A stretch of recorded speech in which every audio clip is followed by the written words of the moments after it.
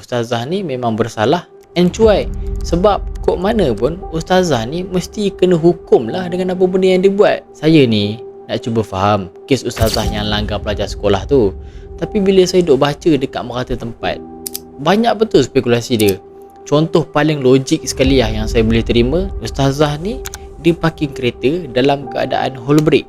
Bila kereta duduk dalam keadaan tu, kita tertekan pedal minyak je, confirm kereta tu berjalan terus. Tengok pula news, polis kata ustazah ni memang tertekan pedal minyak.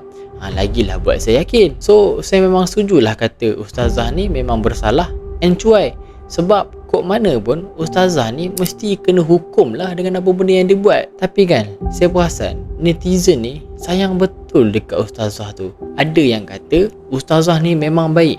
Dari zaman abang dia belajar sampai ke dia, ustazah ni memang baik. Lepas tu pula ada yang kata ustazah ni memang rajin duk bagi makan dekat budak-budak surau tu. Tak mungkin lah ustazah ni jahat kan. Apapun macam ni lah, saya tinggalkan korang dengan pesanan dari Alif Sata. Dia kata cara kita nak bernamai dengan kes macam ni, kita kena tengok balik cerita Nabi Khidir dengan Nabi Musa AS.